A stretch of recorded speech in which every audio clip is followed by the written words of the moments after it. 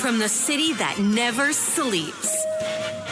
17 miles from Madison Square Garden, New York City. It's America at Night with Rich Valdez, America's favorite late-night talk program, featuring interesting guests from around the world and calls from across America.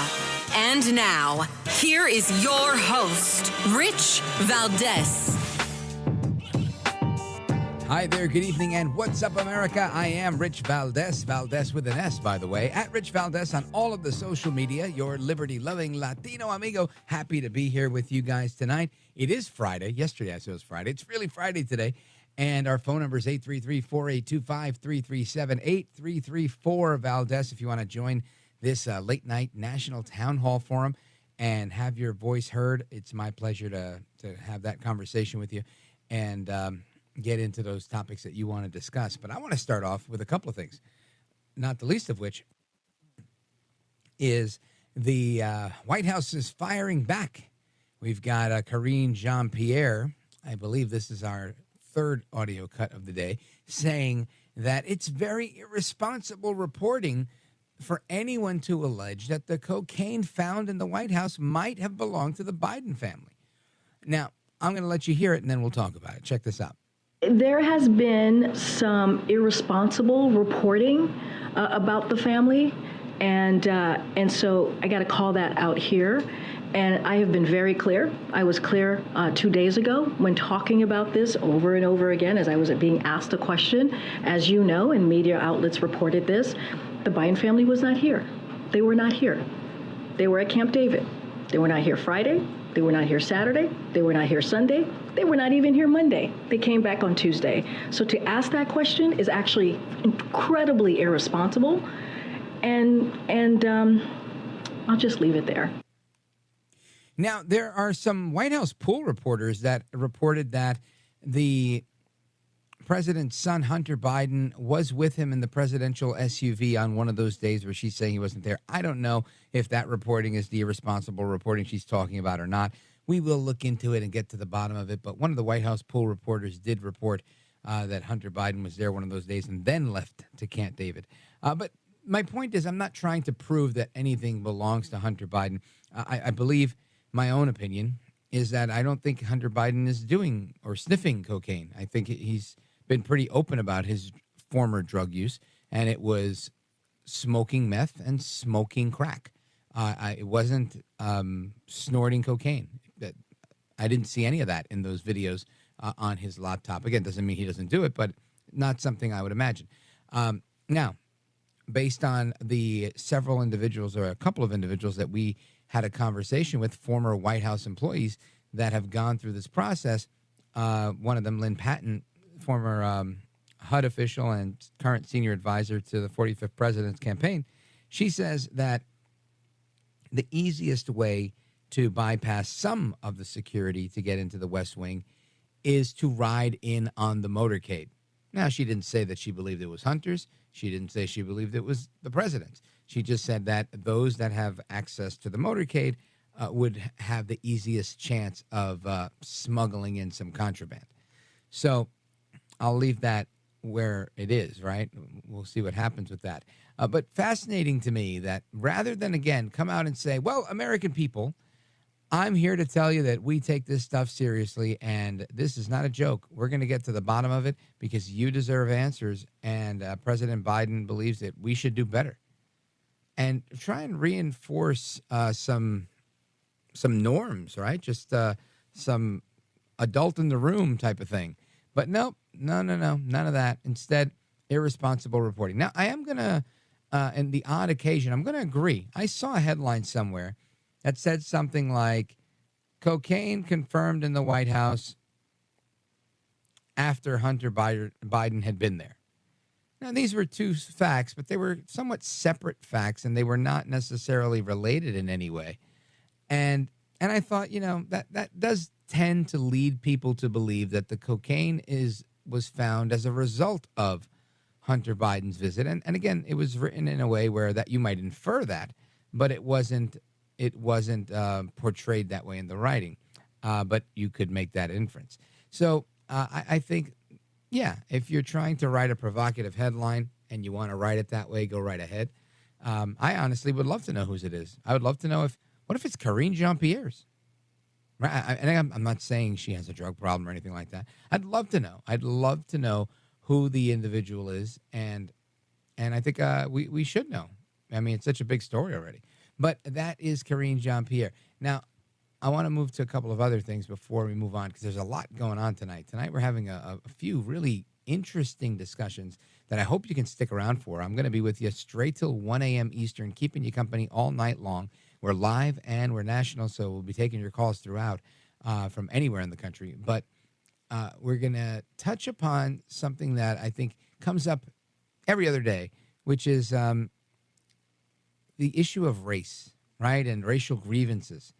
And the author of the book, What's the Problem Now? Black Grievances and White Guilt, he's going to join us to get into some of those stories, as well as the editor-at-large at Real Clear Investigations, Ben Weingarten.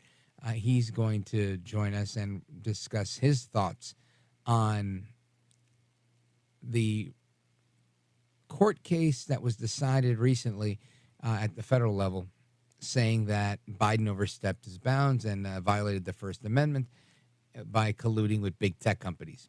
That's a big deal.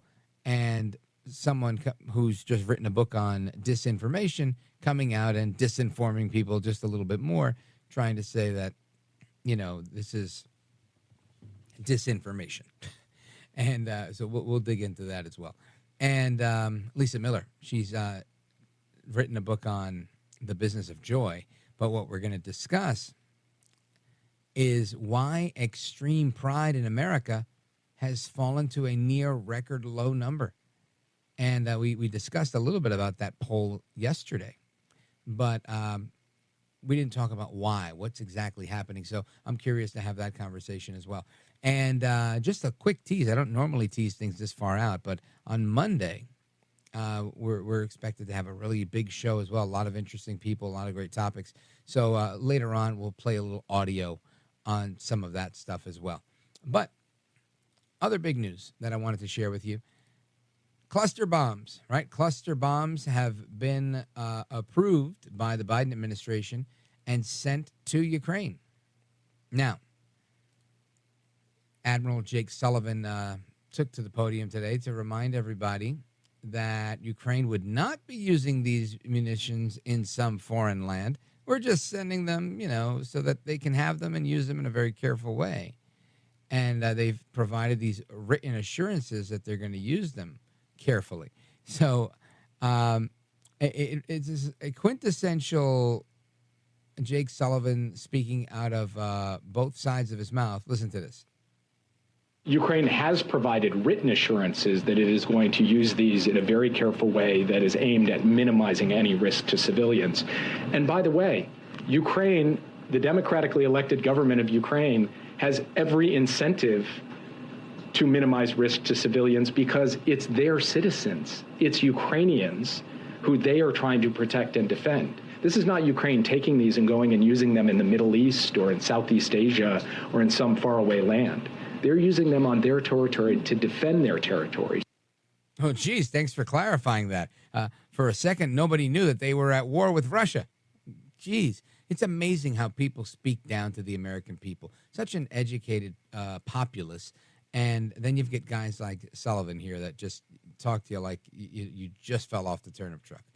Unbelievable. Anyway, we're going to talk about racial grievances and everything that goes along with the culture clash in America as it pertains to race coming up straight ahead. Plus your calls, 833-482-5337, 482-5337, 833-4-VALDEZ. This is America at Night with Rich Valdez. Call now, 833-4-VALDEZ. That's 833-482-5337. 833-4-VALDEZ. That's Valdez with an S.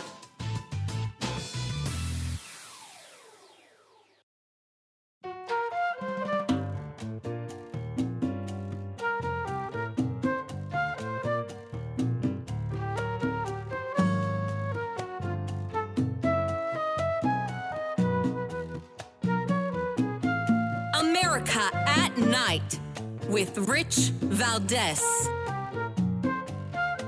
And this may sound offensive, but it's just fact. 2 old white guys at the front in each party, okay? The Politico headline, I think, said it all. Bakari's laughing. The GOP field is more diverse than ever. They're awake right now. The GOP isn't heralding the achievement. This is can we show? I mean, I don't know if we have an image to show, but this is a more diverse than ever GOP field. And do you agree they're not heralding that? In a normal cycle, this would be so applauded across all spectrums, all corners of the country. We have a series of candidates that are so good in so many different things, and we would really be truly running a vetting process. The only way I can explain Donald Trump right now is Stockholm Syndrome, right? It's like this guy kidnaps the Republican Party in 2016, mistreats us, abuses us, and then gets convicted or arrested, and now his own victims are coming back to defend him, right? That's what's going on here. You can't help but love this stuff, right? You hear this woman saying, I don't mean to offend anybody. And then she goes and makes these, interesting comments. And the reality is the GOP is typically the more diverse field from what I've seen.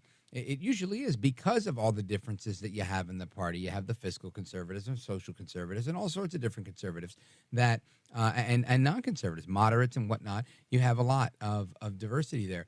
And this is not the first time we've seen that. We saw it in 2018. I'm trying to think back who ran in 2016. It was kind of the same on both sides. But the midterms in 2018, same thing. And quite often, there's always this talk from the left, from the other side, where people are saying things like this.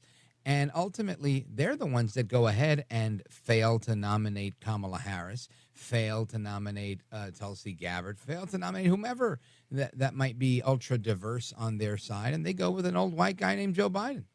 So, I mean, who are they kidding, right? And when it comes to race, racial grievances and all of that, I mean, there's never a shortage of that in the news. That was just CNN, Poppy Harlow and CNN, I think that was earlier today or yesterday, but this happens every day. Every day. We hear about reparations. We hear about our country being systemically racist. You name it, we hear it. And there's a book out called What's the Problem Now? Black Grievances and White Guilt. And it's a satirical slant by Michael Brandow. He's a social commentator.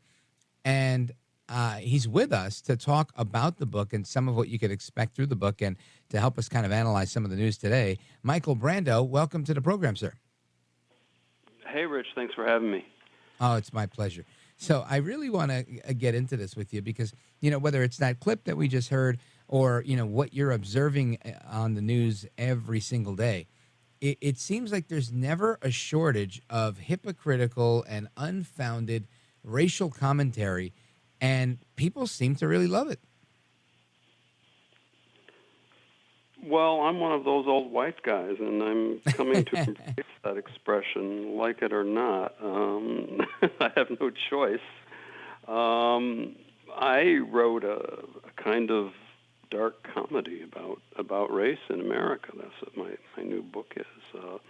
And the main characters are white people and black people, because no matter how much the left talks about so-called people of color, they usually mean only black people, right? I mean, if Asians are being called white supremacists now, I mean, it's basically white and black. And but I try not to spare anyone either, because this is mostly a satirical book. I don't spare the white wokies who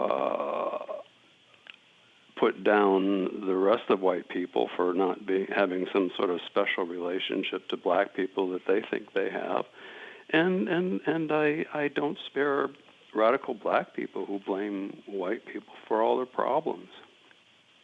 Well, let's look at a couple examples of that. I know that you lay out some of the culture clashes when certain folks come into certain neighborhoods, and you've documented that in the book. Tell us about it. Well, that's a very personal, firsthand account of what I've experienced living in New York for 41 years now.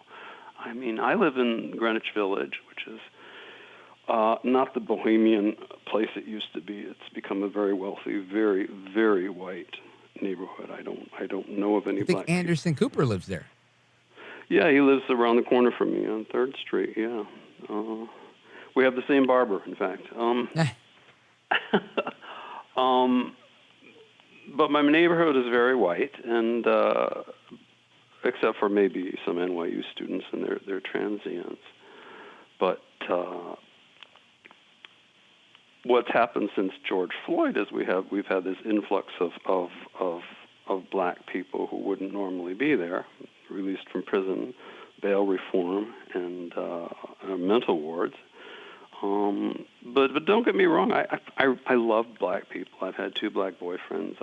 And I see black people, nice couples, come into the neighborhood and have dinner downstairs in the restaurant, and I feel for them because they're clearly a little uncomfortable. I mean, black people are not only a minority in my neighborhood; they're kind of like, you see a black couple in a restaurant, they're sort of like 2 specks in a sea of white faces. I really feel for them. I wish they wouldn't feel uncomfortable. I wish they would come back. It's not them I'm making fun of in the book. It's the other blacks who come to my neighborhood specifically to cause problems. And like it or not, that's been going on for a long time. Now, it seems like you take a really equal opportunity, even-handed approach at dishing out the satire here. And you talk about racial boredom. Explain that concept. Well, I think many people have reached a saturation point hearing all the things you were just talking about. They've made everything about race, and they've shifted gears since 2020. Now it seems you can't even pick up a magazine or a newspaper or watch a commercial on television without thinking the entire world is just black people. This is what they're doing. I mean, that Cleopatra thing on Netflix, that was the worst viewed television program in all of TV history. They're trying to cram this stuff down our throat, and the market, fortunately, is saying no to it, but it desensitizes us to some of the real problems black people might still be facing, and it kind of makes us not care. It turned me into a Republican. It's funny. Let me just remind everybody who we're on with and how they could get your book. Folks, we're on with Michael Brandow. He's the author of What's the Problem Now? Black Grievances and White Guilt. And Michael Brandow, tell everybody where they can get a copy of the book. My book is available worldwide on Amazon, Barnes & Noble on their site carry it, and a lot of independent stores have picked it up. You can pretty much get it anywhere online. You could buy a normal book. And if people want to follow you online, any social media account that you could point people to? I'm on Twitter and I'm on Facebook. Outstanding. Folks, Michael Brandow, get a copy of the book, What's the Problem Now? Black Grievances and White Guilt. It's a satirical book filled with social commentary, and I think it's a break from everything that we're hearing on CNN and everywhere else. Michael Brandow, I want to thank you for being with us. I really appreciate it. Godspeed to you with the book. Thank you, sir. All right. Folks, more to come straight ahead, your calls and more. We're also going to get into what is the story here with a principal in Philadelphia who was replaced after denying a student her diploma. We talked about that the other day. We're going to get an update on that straight ahead. Don't go anywhere. I'm Rich Valdez.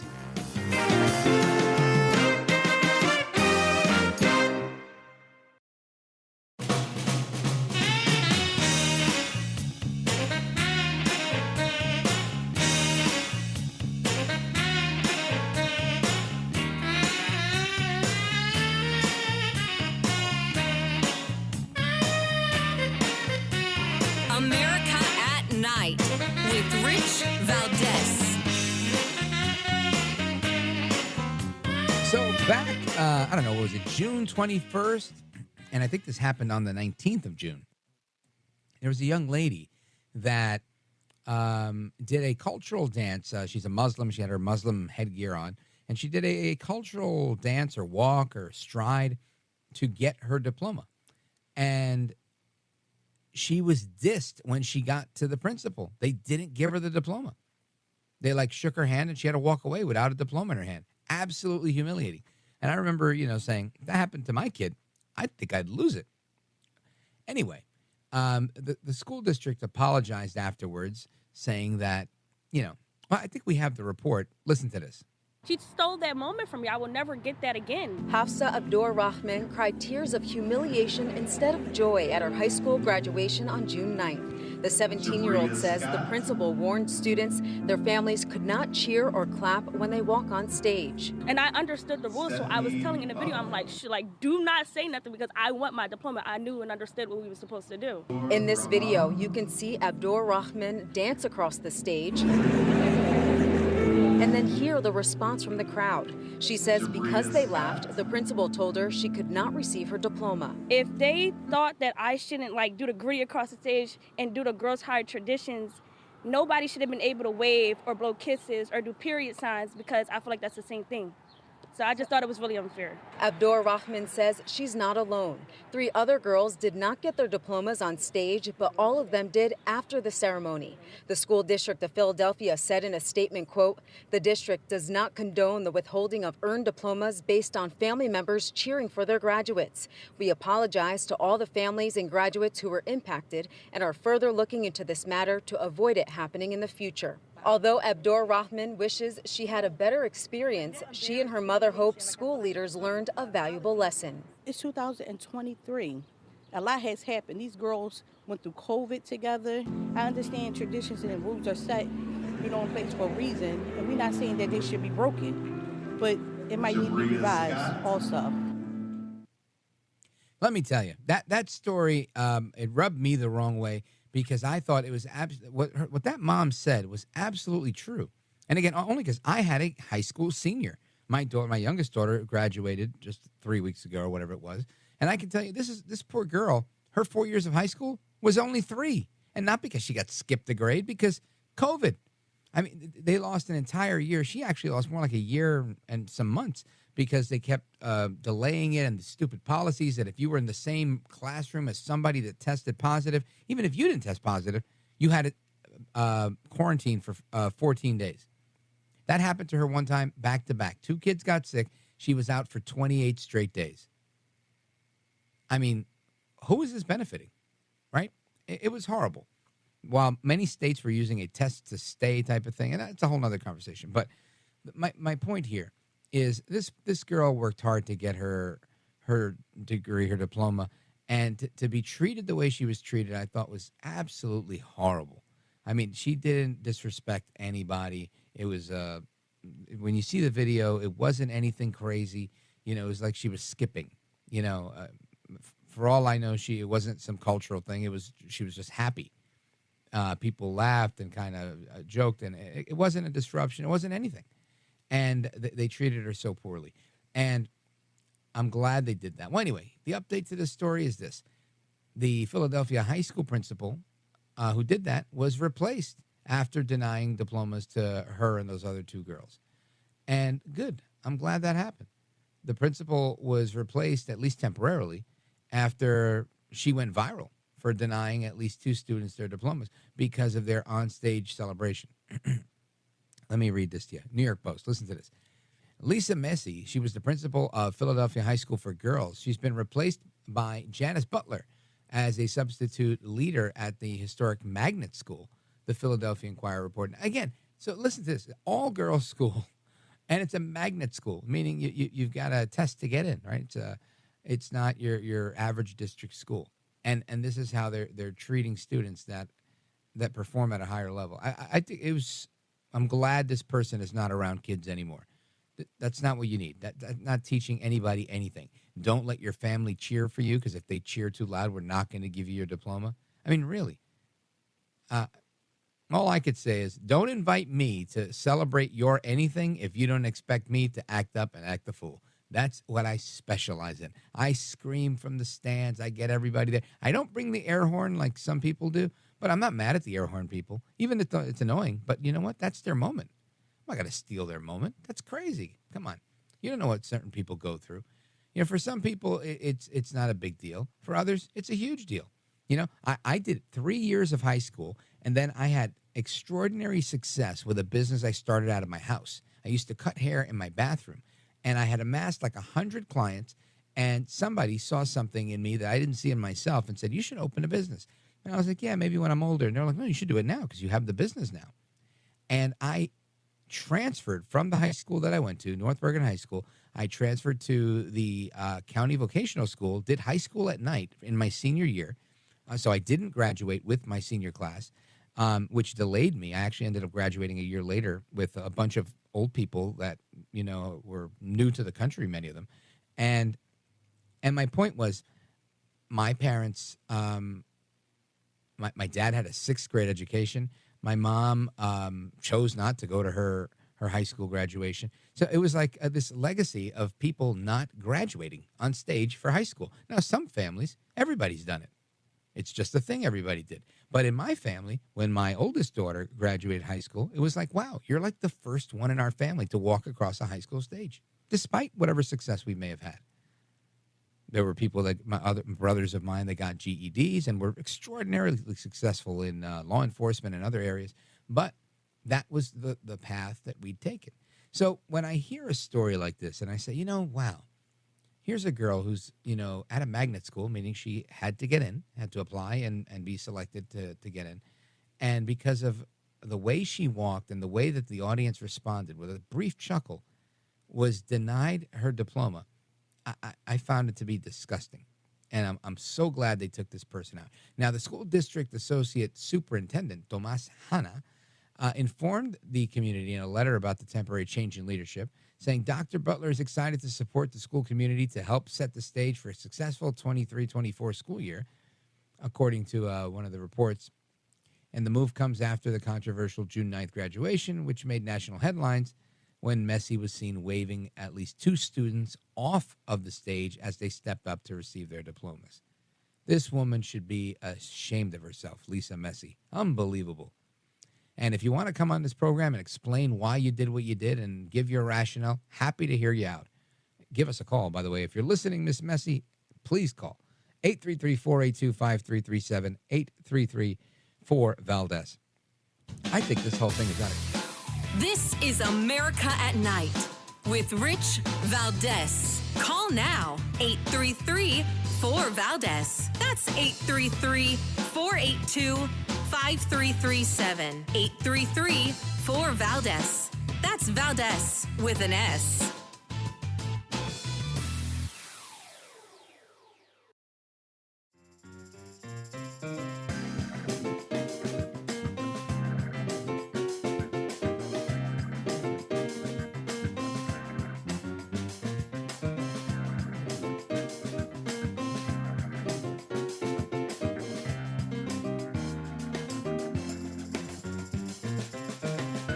Now, 833-4-VALDEZ. That's 833-482-5337. 833-4-VALDEZ. That's Valdez with an S.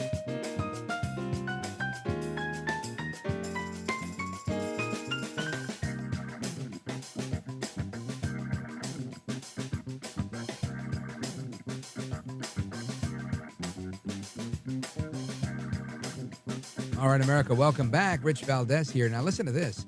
And this is a drive-by. I'm not going to spend a ton of time on this particular topic. But, oh, my goodness. Right? After listening to the story that we just heard about Miss Rahman and how she was dissed when she went to receive her high school diploma, here's a crazy other side of that coin. An Iowa teenager gets 35 years to life in prison for beating their Spanish teacher to death over a bad grade. Absolutely crazy. Now listen, in life, we have to be fair, right? I don't think this is fair. I don't think you get a bad grade and you get to beat somebody up. But I also don't think, I could care less about your religion or your faith or whatever you are. This is America, right? I may be a Christian, but I realize not everyone is. And I can't sit here and say, well, because you're a Muslim, we're not going to give you a diploma. But because you're a Christian, you do get to get a diploma, right? I mean, it's just the whole thing's not fair.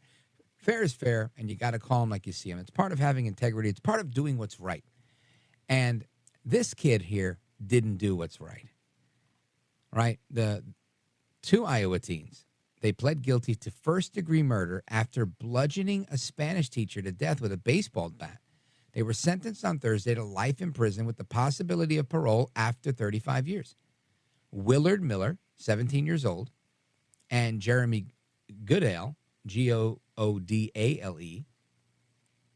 who's now 18 years old, were both 16 years old when they were charged with the November 3rd, 2021 killing of their Fairfield High School teacher, Noema Graber, who was 66 years old. Her body was discovered in a city park, hidden under a tarp and a wheelbarrow near the railroad ties, or there was railroad ties holding her down. Crazy. Again, both teens pled guilty in April. This is a horrible thing. And here's what the judge said. Your horrific actions led to the death of Noema Garber, and her family will never be able to fill that void. That's Judge Sean Showers. And he told Miller, the defendant Miller, that he would have considered sentencing him to life without parole if the state allowed for such a sentence for a juvenile. That, in my opinion, is disgusting. This is a killing that destroyed the morale of the city of Fairfield, Iowa, where they've got a population less than 10,000 people, about 100 miles outside of Des Moines. So for anybody that takes offense to me defending a teenage girl that gets dissed for getting her diploma, for the way she walked to get her diploma, what's really disgusting is when you have two teenagers killing their teacher in cold blood. Let's not mince words. It is what it is. And unfortunately, this is a horrible situation. So, I mean, who wants to see kids go to jail? Nobody. But who wants to see murderers go to jail? Everybody. And in this instance, these kids both pled guilty to what they did. They're murderers. And if, we don't know, right? We don't know what happens if you let a kid that says, oh, you gave me a bad grade? Let me beat you to death with a baseball bat. What happens when this kid's 25 or 35?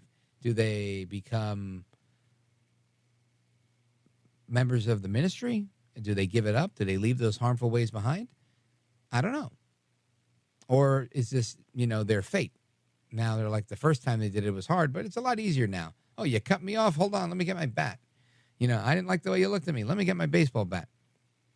This disregard for human life that we're seeing is atrocious. That is what's truly disgusting. Anyway, more to come straight ahead. I want to talk about the Anglican Church and how one bishop is saying referring to God as our Father is problematic. I say that guy's problematic. Don't go anywhere. This is America at Night with Rich Valdez. Call now, 833-4-VALDEZ. That's 833-482-5337. 833-4-VALDEZ. That's Valdez with an S.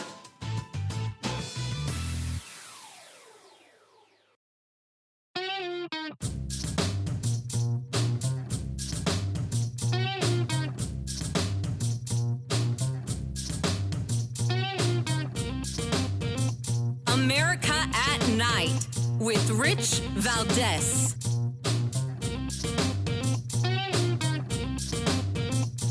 I invite you to rise in body or spirit, and let us confess our faith today in the words of the Sparkle Creed. I believe in the non-binary God, whose pronouns are plural. I believe in Jesus Christ, their child, who wore a fabulous tunic and had two dads, and saw everyone. Hear this stuff. It's just absolutely blasphemous, in my opinion. They try to misstate the facts to make Jesus Christ had two dads. Okay, granted, yeah, there was Joseph and, of course, God the Father. Understood. But it's God the Father, right? But no, the Anglican Church is now taking exception to that, saying that's not God the Father. In fact, you can't use that term anymore. They don't want to use that term anymore because they feel that this is problematic. It's oppressively patriarchal. That's crazy, right? Now, during a meeting of major players in the Anglican Church, the Archbishop of York, Stephen Cottrell, suggested that the words of Our Father, the prayer, Christianity's most prominent prayer, may be problematic because of their patriarchal association. Now, if this is to be accepted by some idiot that accepts this, all I could tell you is you've just walked into the biggest trap ever, because this is a situation where it's not like there's equal opportunity in the Bible per se, right? There's no affirmative action or anything like that, right? It's mainly men, and there are many women in the Bible, but they have a different role than the men do, and it's just amazing to me the way this is put out. But listen to this. Addressing the church members, Cottrell acknowledged that the prayer, which Christ instructed his 12 apostles to pray in the New Testament, may bother those who've dealt with oppression stemming from their early fathers. Oh, so if you had a bad situation with your dad growing up, you may not like to hear the Our Father prayer. That's insanity to me. Really. I mean, many people can be offended at many different things. That doesn't mean that we go ahead and change the way we do everything. I mean, this is just crazy. Anyway, let's go to your calls. I'm really curious to hear what you think about everything we're talking about here. Let's go to Paul, Reading, Pennsylvania, WEEU. Paul, go right ahead. You're on with Rich Valdez. Welcome. I'm Rich Valdez with an S. I appreciate how you say that, so we don't do a Z. You had a good interview with the gentleman that was talking about race relationships. Oh, yeah. Mr. Brandow. Right. I'm sorry? Michael Brandow. Michael Brandow, right. And I applaud that he was speaking out for sanity in terms of race relationships. And that's certainly true, because there's a lot of insanity. And he also said that he lives in a white neighborhood, but the blacks are coming in, and that was okay. And he loves blacks, which I thought was showing diversity in his opinion and open-mindedness. So the reason I'm speaking is one thing I would really like to have had him put in his book, and probably he did, that when there's riots and troubles, the blacks seem to get away with it, but when it's like in the insurrection on January 6th a year ago, that, they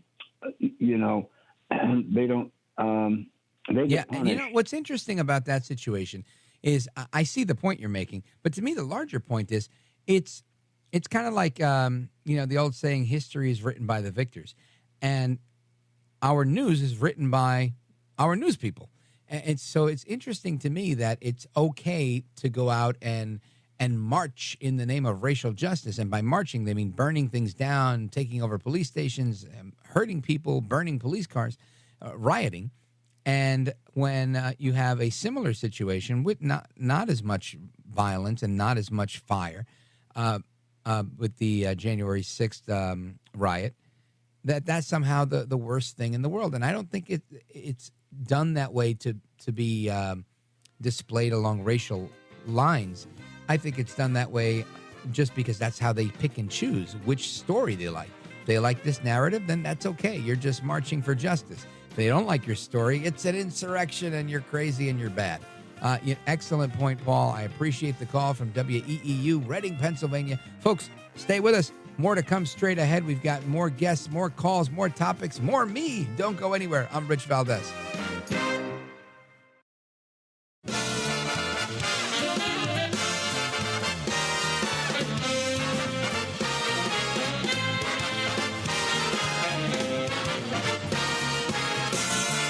Live from the city that never sleeps.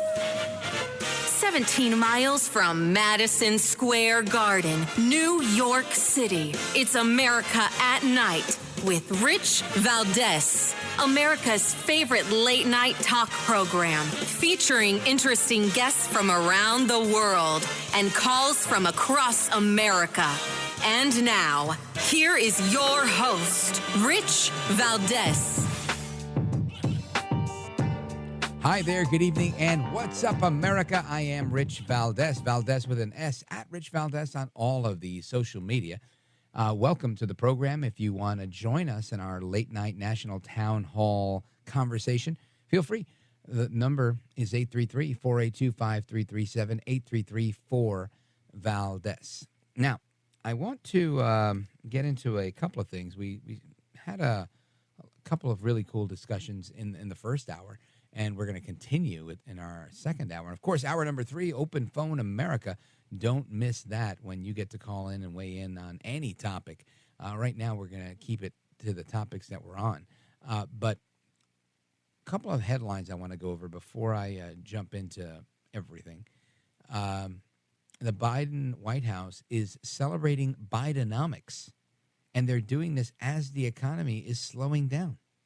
I mean, it just, again, this never ceases to amaze me. I'm stupefied, if that's a word that I could use here, that this is actually what's happening. Now, MSNBC is reporting that the White House cocaine was found near the Situation Room. Interesting. Went from the library to some cubby where visitors check their cell phones to now it's near the Situation Room. This story gets better and better every day. It's like a Spanish telenovela. Every day you get a new story. I love it. Now, the Biden administration is also forming a global coalition against fentanyl. It's so global that it doesn't include China, where the fentanyl is coming from. You can't make this stuff up. You'd think that this is satire here, but this is the real deal, and it's a shame. And I also have some other news I wanted to share with you, and I was going to share it later, but I want to share it now because I can do that. And here they are. A couple of shout-outs. This is news for the show, right? Rich Valdez, America at Night, has added several new stations, and thrilled to welcome them. KTTH in Seattle. Welcome. Love KTTH. That's 770 AM. I actually started on 770 AM in New York, WABC. So we have a kindred spirit there. I've done some morning show work there with them over the years. So big shout out to everybody in Seattle who's listening on the overnight there. Let's see. We've also got WLIP in Milwaukee, KAPE in Paducah, Kentucky. And let's see what we've got here. WDXE, Nashville. And a couple of new stations coming up. This is really nice. All live clearance, too. Check this out. KFNX, Phoenix. Coming up. Phoenix is great. Baton Rouge, WBRP. Big shout out to them. FM station in Louisiana. And KFOY, KFOY, Reno, Nevada. All live carries of our show. So big shout out to all of those wonderful stations that have joined the America at Night family. I'm so grateful for all of the listeners as we continue to expand our program.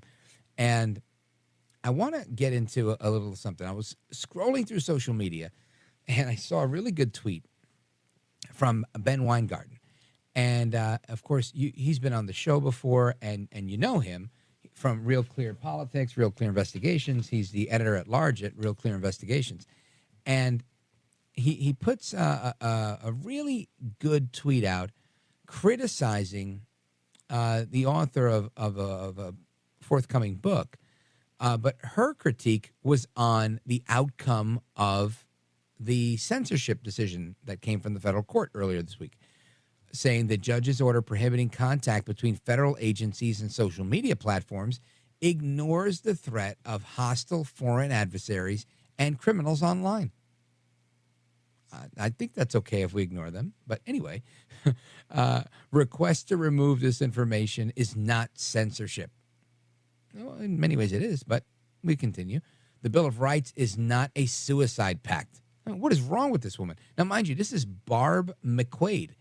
This woman, according to her bio on Twitter, is a wife, a mom, a University of Michigan Law School professor, a former United States attorney, MSNBC legal analyst, and the author of the forthcoming book, Attack from Within, How Disinformation is Sabotaging America. Okay, whatever you say. Now, Ben Weingarten, he chimes in with a bunch of really good points. And rather than me tell you everything he said, I've got him on the line and he can tell us all what he said. Ben Weingarten, welcome, sir. Rich, thanks for having me. It's always a pleasure. Yes, sir. Likewise. Always a pleasure. So I've got the tweet in front of me, but you unleashed on her in a very factual way. And I thought a lot of what you said made so much sense, and you really took your time to spell it out. So why don't you break it down for us and tell us a little bit about your critique of what she was saying?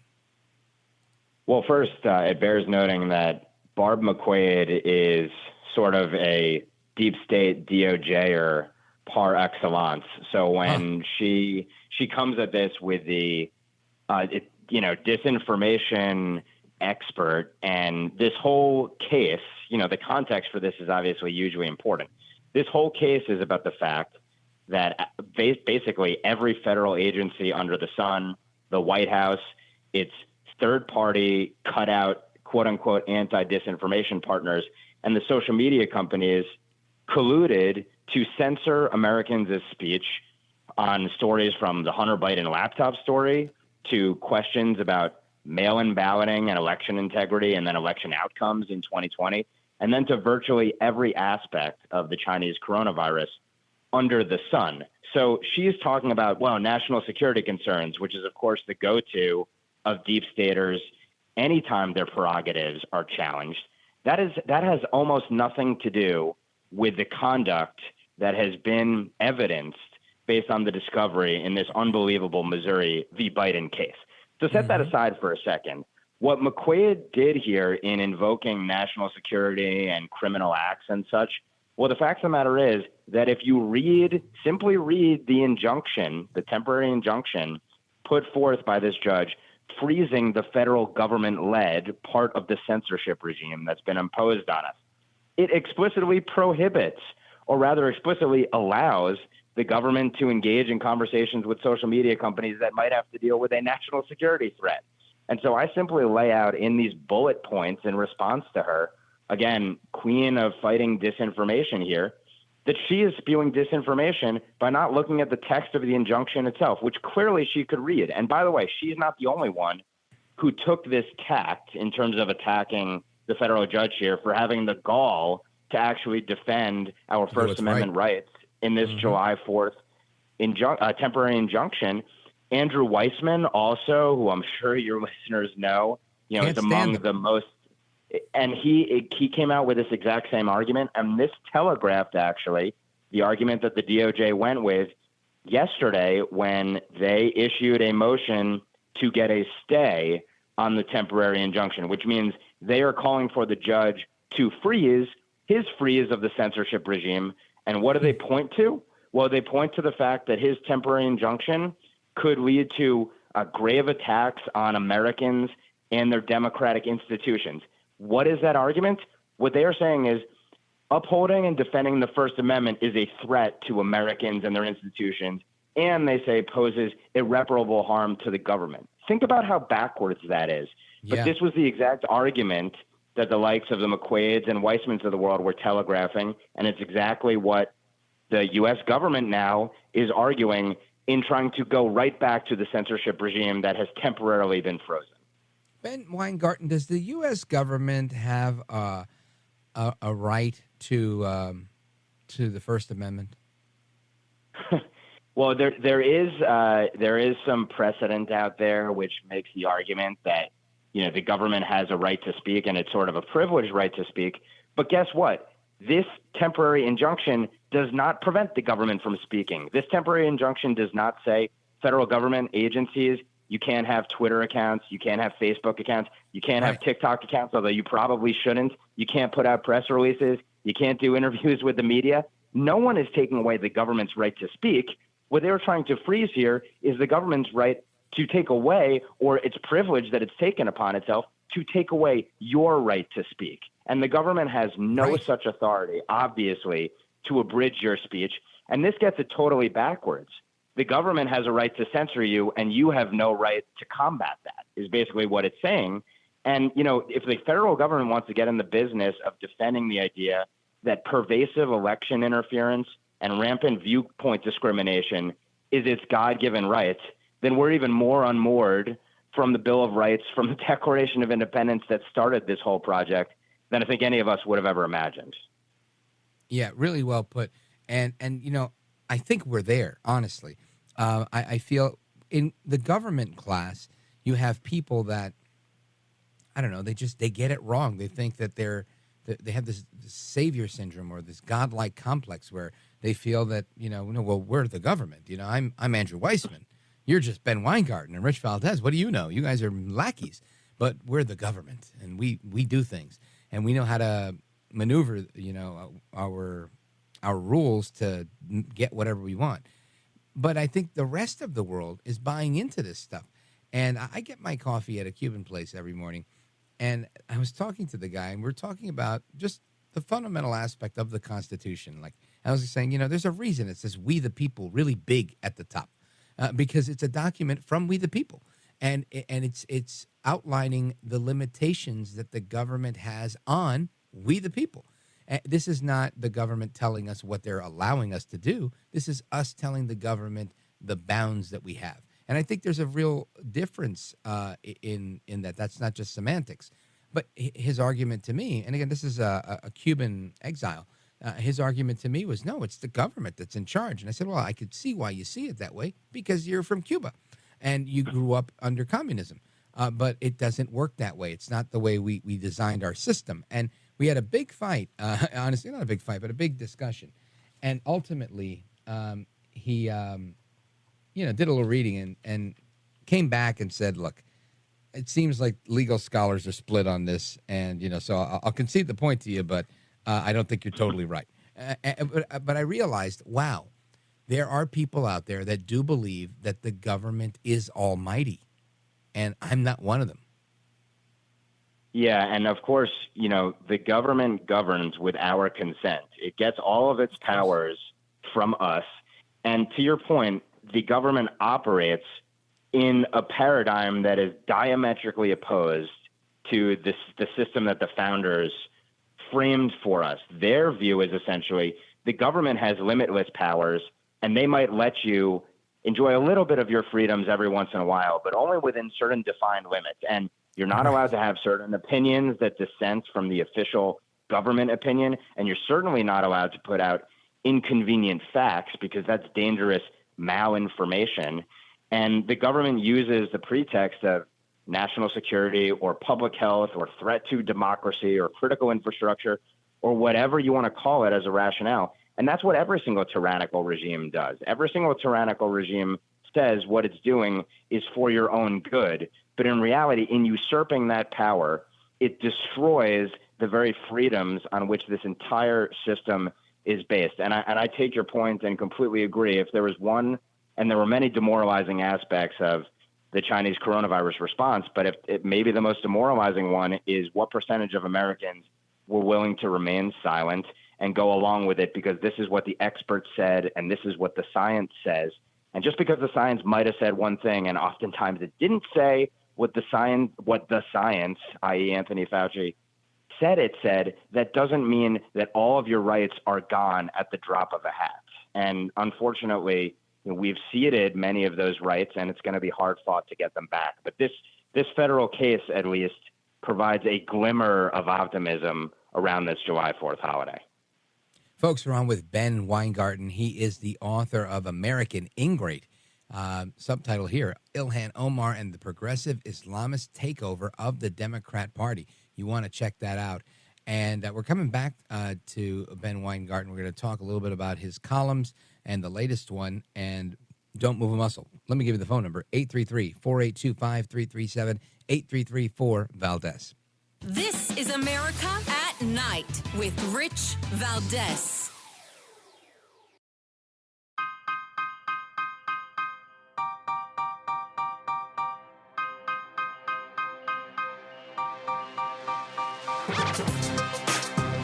Well, thank you, Rich, and thank you for everything. I know you very well, and I listen, but I have a lot of people that listen, and they love your show, and I appreciate it very much. America at Night with Rich Valdez.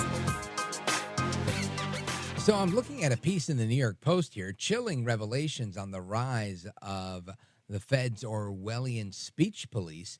And it's written by Benjamin Weingarten. Ben Weingarten is with us. He's our guest. Ben, let's walk through this one. I think it's perfect to include it, this part of the conversation following the conversation we just had, where the House Subcommittee on the Weaponization of Government puts out a report, and it seems to fit so hand in glove with everything that we're seeing happening this week and the response that we just discussed. Ben. Yeah, so this piece kind of builds on something that I've been covering for some time now, and actually testified before House Homeland Security Subcommittee on Oversight in May about the role that a DHS, Department of Homeland Security sub-agency that probably no one had ever heard of up until all of these revelations around the censorship regime that's been imposed on us started to come to the fore. But CISA, the Cybersecurity and Infrastructure I just want to Security stop you there. Agency, The first time I think they made headlines was when Trump said there seems to be issues with the election. They said, nope, most secure election we've ever had. That was the first time I heard of them. And I was like, who is this guy? Where did he come from? What is CISA? And funny enough, the head of CISA, who was then let go, ended up forming a consultancy with the heads of one of those cutouts that I mentioned, who sort of helped lead the mass surveillance and censorship regime in the private sector, which was partnered with CISA and founded by interns who were actually working at CISA at the very time they were developing this architecture to go about collecting and then ultimately flagging for social media companies at mass scale for censorship content. Yeah, it's incredibly incestuous.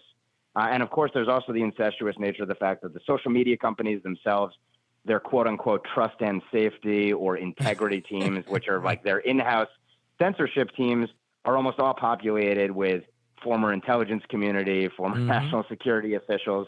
So it all works hand in glove. But so the Judiciary Subcommittee on Weaponization put out this report showing some of the Orwellian things that CISA, the linchpin of this censorship regime, has been up to, including the fact that they literally considered developing rapid response teams to send what amounts to effectively actual speech police into jurisdictions around Election Day where dis and malinformation about elections was being spewed on social media. So they actually considered let me that. Just give everybody the title of this piece again, because we're going to run out of time, but I want everybody to read it. Chilling revelations on the rise of the Fed's Orwellian speech police. I'm going to tweet this out. Make sure you take a look at it.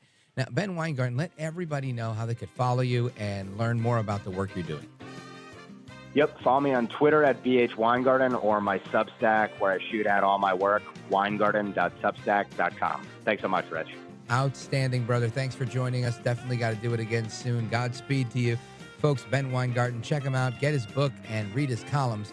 And we're coming right back. More to come straight ahead. It's Rich Valdez, America at Night.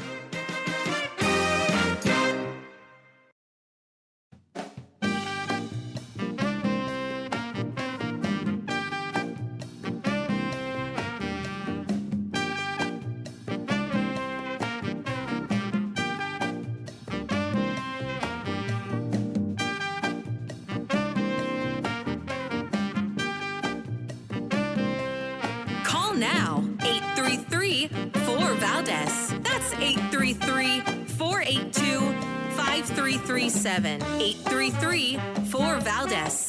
That's Valdez with an S. All right, America, welcome back. Rich Valdez. Make sure you jot the number down. Give us a call. Open Phone America is coming up at the top of the hour, and you could chime in anytime. 833-482-5337, 833-4-VALDEZ. Happy to chat with you on this Friday edition of the program. Now, I want to talk about why Americans are less proud than they've been before. Now, a few days ago, we mentioned a Gallup poll that said there's a record low, 38% of Americans say they're extremely proud to be American. And, of course, that's concerning. But the bigger question is, why? Why is it happening? What's going on? Well, to get to the bottom of that, Lisa W. Miller is going to join us. She's a nationally known researcher and author of the just released book, The Business of Joy, and she's with us right now. Lisa, welcome to the program. Thank you so much. Happy to be here. So let's talk about your take on why you feel that this number is not where it once was with respect to the poll, where people are not taking extreme pride in America like they once did. Yeah, that is such a great question. And a lot of what I do is actually just exactly that, getting to the whys behind the numbers. And when I saw this poll come out back in March, it definitely was disturbing. And the first thing I always want to do is kind of look at that long-term trend because, you see the headline saying it's at an all-time low. And so you have to really look at what happened. And so to put it in context first, and then we'll dig into the whys of today, the poll started about 20 years ago, and it was at the high, right after 9/11. That number of extremely proud was 70%.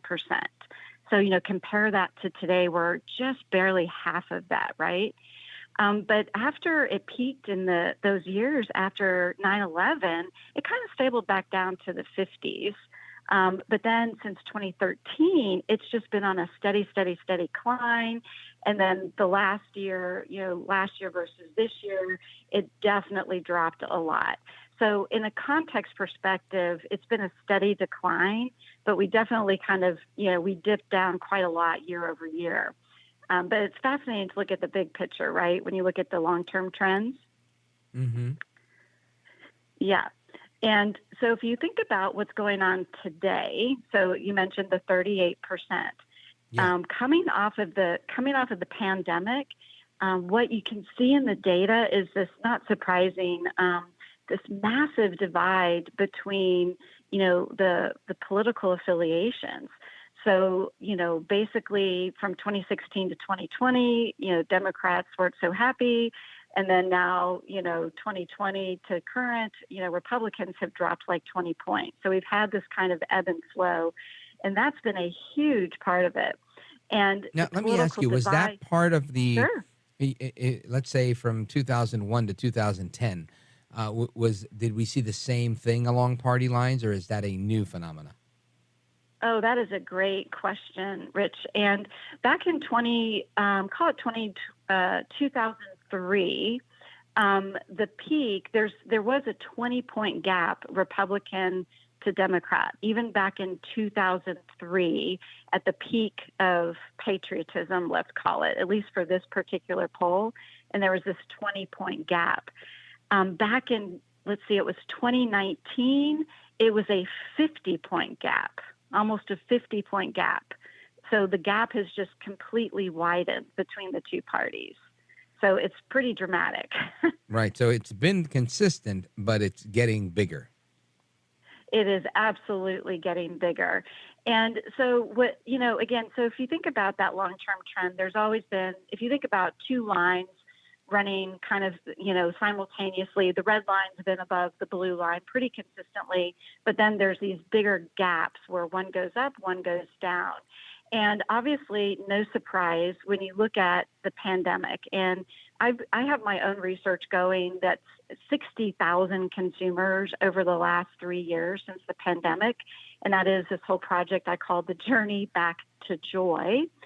And basically the pandemic, it really it divided us. Even today there's lingering fear, lingering anxiety.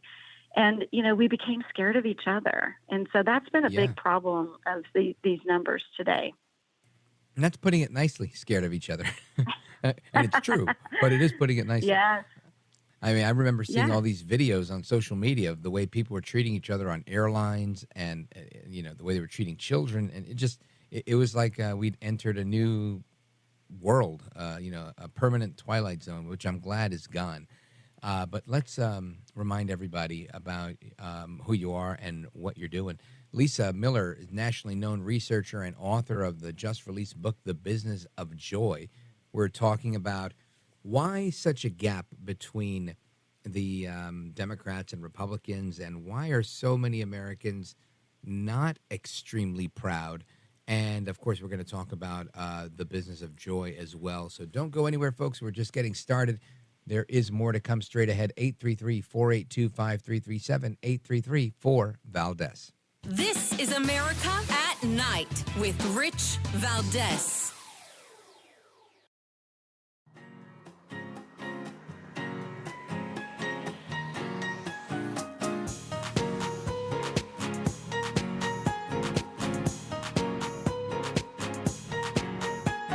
America at Night with Rich Valdez.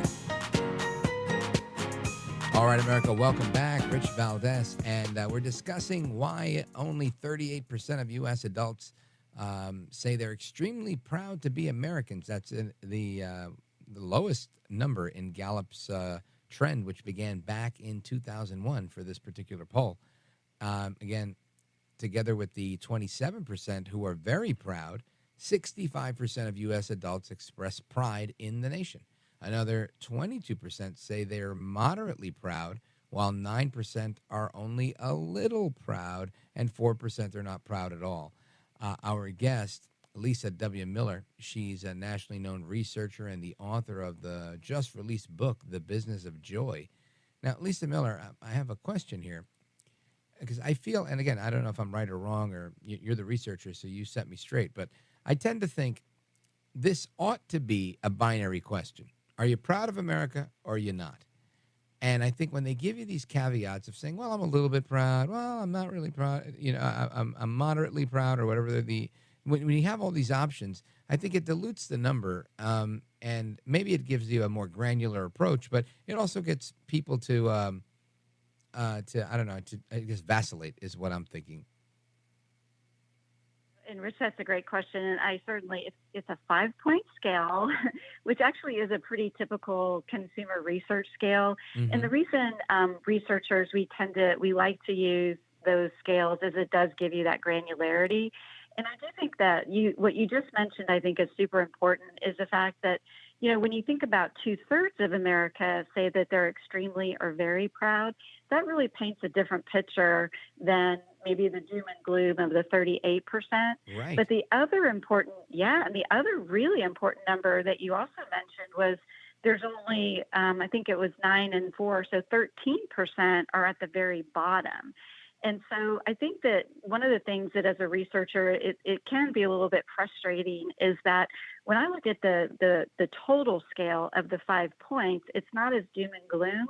Now, yes, the macro trend is declining, which, we can talk about some of the whys, a few more of the whys. But the great news is 2/3 of Americans are extremely very, and very few, 13%, 1 in 10, are really just kind of like, I'm done with it. I'm not at all proud. So I think that it's important, as a researcher, it is important to look at all of the data, not just the one data point. Yeah, I agree. And I think context matters. And I guess maybe that's why I'm saying I feel like it's, I guess as a dad, I always think if you give your kids too many options, you may not get the outcome you're looking for. But when you give them, this binary, you either do this or you do that, then I think you get the results you're looking for. And sometimes simplicity is key. But I understand from your perspective as well, being able to get down to the nitty gritty of it. Now, I want to I want to remind everybody again about your book. The book just released, The Business of Joy. Let's talk about that a little bit. Actually, first, let's take a quick pause, and then we will talk about your book. This way we have enough time and we don't have to be interrupted by a commercial break. Folks, we're on with Lisa Miller, nationally known researcher and author of the just-released book, The Business of Joy. Again, the phone number, if you have a question for her, 833-482-5337, 833-4-VALDEZ. This is America at Night with Rich Valdez. Call now, 833-4-VALDEZ. That's 833-482-5337. 833-4-VALDEZ. That's Valdez with an S.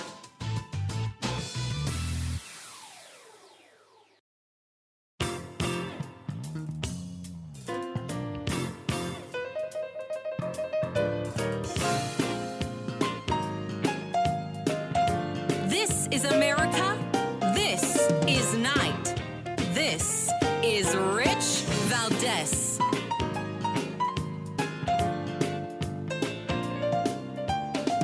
All right, we're on with Lisa W. Miller. She's a researcher and the author of the book, The Business of Joy. And these are her musings over the last couple of years during the pandemic and things that she's learned about the economic recovery. And an interesting statement here, economic recovery begins when joy is greater than fear. And I think that's a really powerful statement for someone that deals with facts, figures, and numbers as a researcher, right? Because while I'm sure you could back that up with facts and figures, joy is, I think, a difficult thing to quantify. But I 100% agree with the statement that people will spend money and things will be better in the economy when there's joy and not fear. And we're seeing that right now. I'm trying to buy a car for my kid, and because of the economic fears we have, people are, jacking up the price because of inflation and this and that. And a car that would have probably cost me like $5,000 or $6,000 or $7,000 a few years ago is going for $8,000 or $9,000 or $10,000 now. And it's just, it's remarkable to me. But I agree that the economic recovery begins when joy is greater than fear. Let's talk about your book, Lisa, The Business of Joy. Yeah, so it's an interesting. Let me give you the backstory. So I do a lot of work with restaurants and retail, and you can imagine my business came to a crashing halt like so many others did in March of 2020. And so as a researcher, I started looking to say there were all these things people were doing that were trying to replace the connections that we had, the joyful things that we did. We had, remember we did like Zoom birthday parties. We did, all these different things and connections to build. So as Americans, we were looking for joy. But then what happened is that the language of COVID, which I dedicated a whole chapter in the book, the language of COVID, it was what was designed to protect us, ended up scaring us. And so literally I had this aha moment, and I literally came up with this idea that when joy was greater than fear, the economic recovery could begin. And so then I started measuring, the consumer sentiment out of my own pocket. My business was crashed down, but I'm like, okay, I had time, so let's try this passion project. And what ended up happening is this framework I created became a leading indicator of restaurant sales and retail sales and traffic, because I was measuring. Back then, everybody was asking, like, are you scared? Well, yeah, I'm scared. And then, are you going to go back out? Hell no, I'm not going to go back out. Right. And so, but I asked different questions to say, what are the activities that brought you joy? What are you missing the most? And then what are you going to do first when things are, more settled down? So I came up with this framework that literally was, I think, pretty unconventional, but it was all about measuring joy and also monitoring the fear. And so then I turned it into a book. Well, that's fascinating. And again, what are some of those metrics again that you use to measure joy? So basically, if you can imagine, okay, so I'm going to be a little research geeky here for a minute, so bear with me, is if you can imagine like this 2x2 quadrant, right? So on one side, it was what are people not doing anymore? So I'm not going to restaurants, I'm not going to church, all of those things. So that was pretty easy. But the vertical axis is what were the activities that gave you joy? And it was crazy. It was like going to church, dining out at restaurants, and shopping, believe it or not. So those were the top 3 activities that people said gave them the most joy. And then I asked them, what are you going to do first? So when the doors open again, what are you going to do first? And I just measured that week after week. Literally in the very beginning, I did 1,000 consumer surveys every week, for the first several months. And I just measured the progress, and attitudes lead behaviors. So as the attitudes became, people became more ready to go out, then I knew the economy was going to be opening up. But what happened was I said and it was the summer of 2020, I called it the reality collided, the theory of reopening collided with reality. Because imagine, like, we think we're ready to go back out. I can't wait to go back out. And then the doors opened, and then we were still scared, right? Because it's like, wait a minute. I thought I wanted to go out. Yeah, I was out. Wait a minute. I never stayed home, Yeah. but a lot of people were frozen with fear. Yeah, totally frozen. And so fast forward, and what you just described, Rich, was so true. Is fast forward, this framework that I created for the COVID pandemic, I've been evolving it to measure kind of this anxiousness around inflation and recessions and all of that. And right now, we're not scared of COVID, but what we are scared of is inflation. Yeah, well, it's recession, it's inflation, but we're also, I have a data point that 44% of Americans are scared to go out in public because of rising violence. And nobody's talking about it, Rich, is that the violence that's constantly, every single day, that is negatively impacting the economy. And I just feel like not enough people are talking about that it's impacting the economy. Wow. And, there's been I'm glad you brought that up because, we had like a running joke with the producers on the show where we were saying, oh, here's the latest business in San Francisco to close up shop and leave San Francisco. And like Starbucks and Target and a bunch of places have just closed up shop. And it's because of all the theft and what's going on. And they couldn't manage the theft because people became very violent to go in there and steal stuff. And there was zero enforcement. And I could imagine if I lived in a neighborhood like that, I would be alarmed for sure. And I'd probably be armed, or a lot more on edge if I was out there. Right. And I have 2 daughters, so, I would definitely be on edge and making sure they're not going to these places. So it makes a lot of sense for me. And I'm a big dude, 200 pounds and whatever, I can handle myself. But I realize not everybody's in that position where they're going to go down that road. People just want to feel safe. And they want to feel it's safe. Unfortunate right. when they don't. Well, and when I tell my clients and any business owners, small business or big businesses, I had a phrase also that I developed during the pandemic: lead with joy, reassure with safety. And in the pandemic, what that meant is, welcome people back, focus on the joy of the experiences, but make sure all the safety protocols are in place. Well, that same premise holds true today, but it's a bit different. Like things like, are the parking lot lights working? Are there security cameras? So you don't want to talk about, you don't go advertise, hey, we're safe. You lead with joy, but you still want to make sure that those safety signals are there. Right. Yeah. Now, Lisa Miller, I just want to remind everybody, the book is The Business of Joy, Untold Lessons from the Pandemic, What's Next, and How to Prepare. And I love that you've kind of parlayed from the pandemic into inflation and rising crime and all the issues of the day that we have now that are still affecting people in that same way. Now, if people want to get a copy of the book, where do they go? The best place to go would be Amazon, and just type in The Business of Joy by Lisa W. Miller, and it'll be right there. Outstanding. Well, Lisa W. Miller, thanks for being with us. I appreciate it. Folks, check out her book, The Business of Joy. Godspeed to you and have a great night. Thank you so much. You're welcome. Folks, more to come straight ahead. Open Phone America with me, Rich Valdez. Don't go anywhere.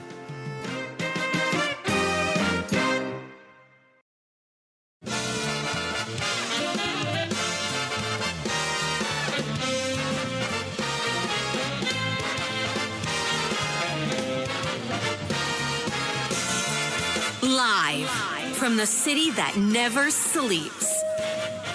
17 miles from Madison Square Garden, New York City. It's America at Night with Rich Valdez, America's favorite late night talk program, featuring interesting guests from around the world and calls from across America.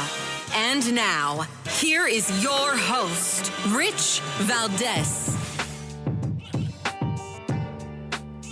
Hi there, good evening, and what's up, America? I am Rich Valdez, Valdez with an S, at Rich Valdez on all of the social media, and that's Valdez with an S, by the way. I am your liberty-loving Latino amigo. You may have heard me on the radio before. If it's your first time tuning in, welcome. I'm happy that you're here. This is America's late-night town hall conversation, so pull up a chair to our big kitchen table where we talk about politics and everything else. And give us a call, 833-482-5337, 833-4-VALDEZ. Now, it's the third and final hour of the program, and what we do here is Open Phone America, a tradition started by Larry King back in 1978 when I was born. And then it was continued for the 15 years he ran this show, and then by Jim Bohannon after that for 3 decades, God rest his soul. And we continue to honor that tradition as both of those titans of talk radio did. And I'm looking forward to speaking with you guys. And a couple of things I want to talk about. I'm going to put them out there now so that you can hold my feet to the fire to make sure I get to them before the end of the program. But Chicago cops are now being accused of having sexual relations with migrants that are being housed in their precincts. Yep, we're going to get to that in a little bit. But first, I want to continue with the thread of why people aren't proud to be Americans. And there's some news on Bud Light. And yes, it's not that good. The once number 1 beer in America has now not number 2, not number 3. It's not even number 10. It's outside of the top 10. So we're going to have a little bit of a discussion on that. And the Centers for Disease Control, the CDC, now has new guidance for trans people that are, listen to this word they've created, chest feeding their kids. And they're accused of failing to consider possible health risks. This is absolute insanity. The Centers for Disease Control and Prevention's official website published advice for trans and non-binary individuals seeking guidance on how to chest feed infants. I didn't even know chest feeding was a thing. I thought it was called breastfeeding, right? Because that's how children eat. Unbelievable. Infants, at least. In sections of the CDC's guidance on breastfeeding, it contained information for those who've had much of their breasts removed in gender reassignment surgeries, or biological men taking hormones to grow breasts on how to feed their newborn children. Now, listen, if you're a doctor or a medical professional, if you take hormones, does that mean that you will have mammary glands and produce milk for a child if you're a man? I'm going to venture to say my uneducated guess is, oh, no, absolutely not. I don't think that's the case. But maybe I'm wrong. Maybe with a ton of estrogen, that actually becomes a thing. So we'll research that during the break. And if you are an expert in this field, please give me a call and let me know. But that's what we've got on the table. I want to get to your calls because I see calls are coming in from the East Coast right now. We got 2 calls coming in from Jersey, one on WDEL, the other on WOND. Let us go to Doc, Wilmington, Delaware. Wilmington, Delaware, why he's proud to be an American. Let us know, Doc. I am. I'll tell you why. One of my favorite presidents, he was shot 60 years ago when I was 9 years old. John F. Kennedy said the following: domestic policy may hurt us. Foreign policy can kill us. All right? Mm-hmm. The only man right now in the country leading on foreign policy is my president, and the man I'm going to vote for re-election. Even though I voted for President Trump twice, I will vote for President Biden for re-election. I'll tell you why. He is standing up to the Russians over Ukraine, the Red Chinese over Taiwan, and the Iranians over free travel over the Persian Gulf into the state of Israel. No man on the political landscape, other than President Biden, has the guts to stand up to these 3 major existential threats, not just to Israel, but to the United States of America, except for President Biden, in my view. And so you're willing to put up with the economy and all the rest of the issues that come along with Biden because you feel that he's doing good in supporting Ukraine? No, that's not the issue. I said general foreign policy. He's standing up to the Russians over Ukraine, the Red Chinese over Taiwan, and he's standing up to the Iranians over free passage of the Persian Gulf and the existential threat to Israel. And we are going to have to fight ththose people. I'm sorry to say. I'll say this on public radio right now, in a big war someday in the future. Not that much over the horizon. Okay? But they're going for Ukraine and Taiwan. And don't you and think the that first, the Republican candidates are going to have those same positions and probably do it better? No. I'll tell you why. Leading Republican candidate is President Donald J. Trump. I've voted for twice.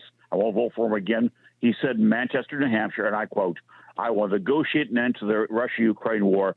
There's good and bad on both sides, and I'm a negotiator. I'm a businessman. I'll end that war very quickly. There's not good and bad on both sides." Okay? I've been to that part of the world in my travels, both professionally and as a private citizen, and I can tell you straight up, the Russian government or Putin are bad thugs. The Ukrainian government I agree with that. elected a Jewish Ukrainian comedian, okay? They elected a Ukrainian Jew as their leader. He's done an outstanding job, okay? Now then, I do not trust the Republicans to support Ukraine or Taiwan or Israel against Iran. And I'll tell you why. So you think Trump would turn his back on Israel? I don't been the think most he would back pro-Israel president we've ever had. I don't trust Trump on foreign policy. I'm going to tell you why. He thinks he can negotiate his way out of anything. He cannot, Rich. There's a time when you have to use force or a threat. Well, I mean, of force. forget about You what have he to back it thinks. up. Let's just look at his record. I mean, he's the only president in American history, at least in my lifetime, that was able to have a peace accord signed with several Arab nations, the Abraham Accords. No new wars. I mean, his record to me speaks volumes. I'm not trying to convince you. I feel like you're very astute and you know what's going on. And it seems like you're picking the weaker of two candidates on all the areas. I mean, look at how things progressed with Iran, right? These guys are for the JCPOA, and so was Obama. But Trump made sure that didn't happen. So why do you think that Biden would do a better job on Iran, for example, and his defense of Israel than that Biden would do better than Trump when Trump's already has a track record? But I don't trust the man after what he said in Manchester, New Hampshire, on the Russia-Ukraine war. He said he's a negotiator. He said, I can negotiate anything. You cannot negotiate anything. Yeah. Israel is faced with an existential enemy in Iran, and then Israel's got to be backed by eventually American military force. I don't think there's any reason, Doc, at this point, I don't see any reason why anybody would think, any president, Democrat or Republican, would turn their back on Israel. I mean, they're an ally of our country.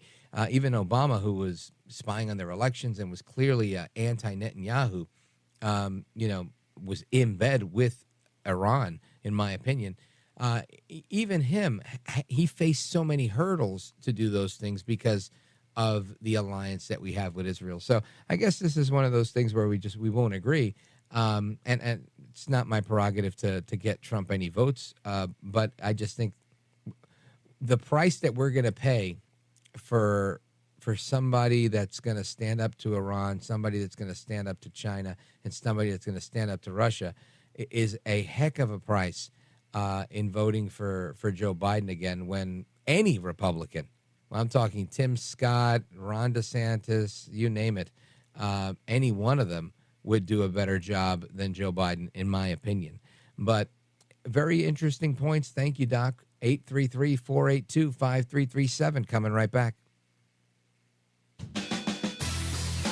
This is America at Night with Rich Valdez. Call now, 833-4-VALDEZ. That's 833-482-5337. 833-4-VALDEZ.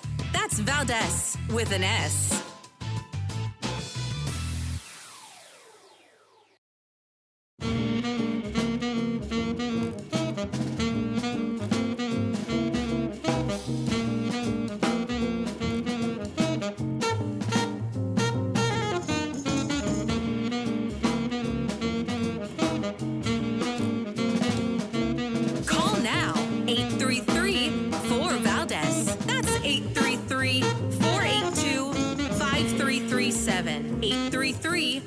Valdez. That's Valdez with an S.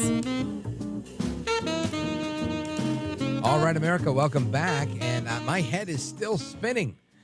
Number one, Oxford University Press back in 2021, they say that, yes, biological men transition to women, transgender women can breastfeed. Now, it's not 100% all the time, but there's been a couple of recorded cases that men taking hormones were able to produce enough milk to feed a child. So I didn't know the answer. I do know the answer now. My head is still spinning. Plus, my head's spinning because our buddy Doc in Wilmington, Delaware, who always joke around and say, oh, that's Joe Biden's neighbor. who usually calls and has nothing but criticism for Joe Biden, today has taken up for Joe Biden, saying he is a foreign policy expert, if you will. And I just, to my chagrin, I think that's not the case. I think things are not great today, and a lot of that has to do with Joe Biden. In particular, Afghanistan. I think that was a disastrous withdrawal that put us in such a weak position. But let's continue our conversation. We're going to get to all of your calls. We got calls, by the way, from Vermont, from Maine, Kentucky, North Dakota, and New Jersey. Let's go to Greg in Absecon, New Jersey, WOND. Greg, go right ahead. You're on with Rich Valdez. Welcome. Mr. Valdez, good morning. Yes, sir. Could I touch on Joy Miller's book? Oh, yes, of course. Of Joy. Mm-hmm. The Business of Joy. Joy, no doubt, looms in the American psyche sometime in the future. But we've been, since Afghanistan, the American people are standing at the bottom of the hill, and everything that's been produced is punitive as far as where we stand on the scale of existence. It has not gotten any better. It keeps getting worse. And some of the things that they did during COVID are just not describable. I mean, they're so stupid. You can't believe that some of these things were going on.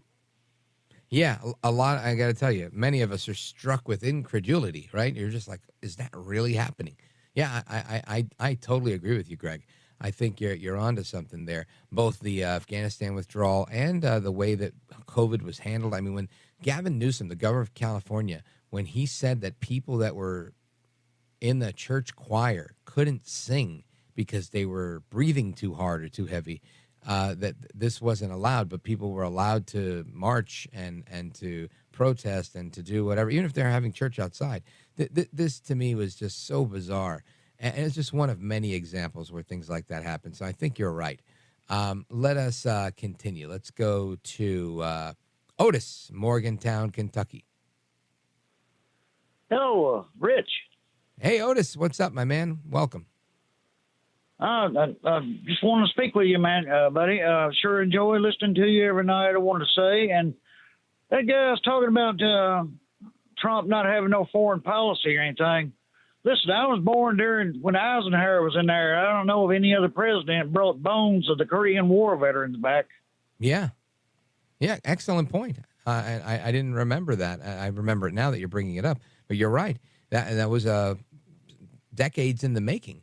Right, I think there's been such a strong commitment from Trump to the military, not the least of which was the amount of money that was invested in the military, while simultaneously not using, right? So he fed the military-industrial complex, which I think is one of his greatest feats as president. It was the fact that he had to, you have to kind of appease those people because they have so much power. So, okay, he spends whatever it was, $700 billion, but on the other side of the same coin, no new wars, right? We don't use these new weapons. We just have them. It's Reagan's peace through strength mantra, where we don't need to use them, just walk quietly while carrying a big stick. And I think you're right. I think Trump did the right thing in that situation. Thank you, Otis, for the call. Morgantown, Kentucky, WKCT in Bowling Green. We continue. Let us go to Rex, St. Albans, Vermont, WVMT. Rex, go right ahead, sir. Rich, a lot of good topics tonight.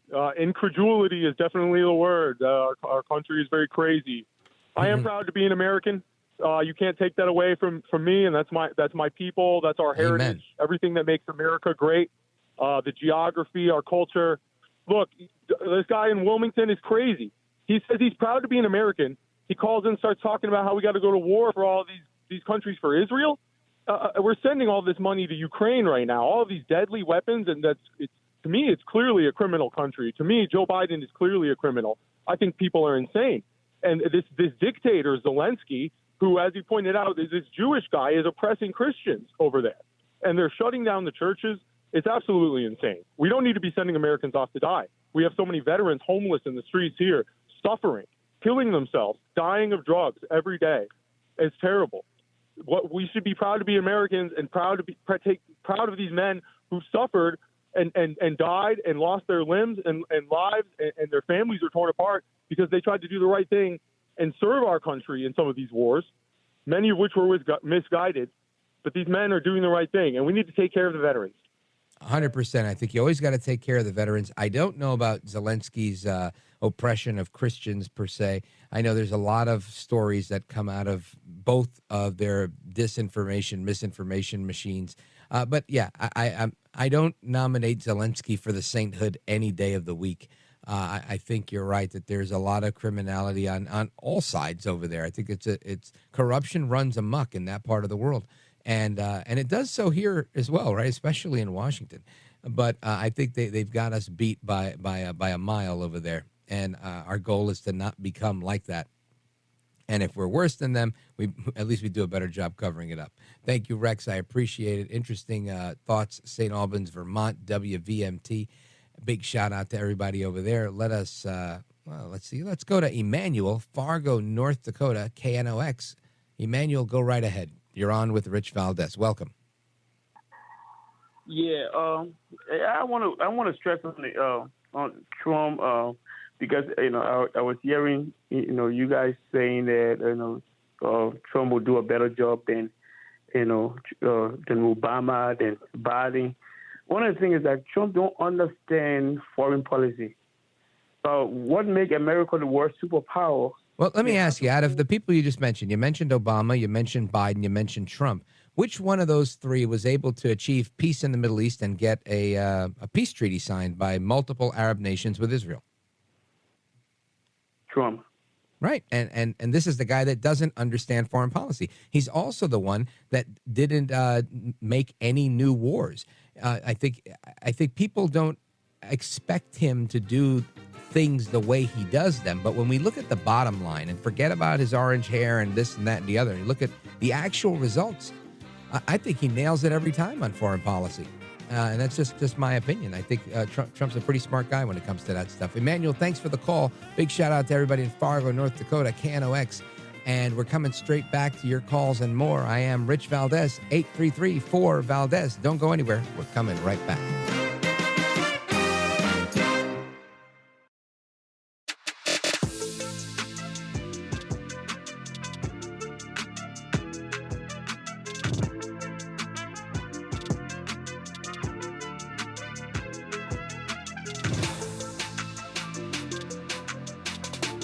Call now, 833-4-VALDEZ. That's 833-482-5337. 833-4-VALDEZ. That's Valdez with an S.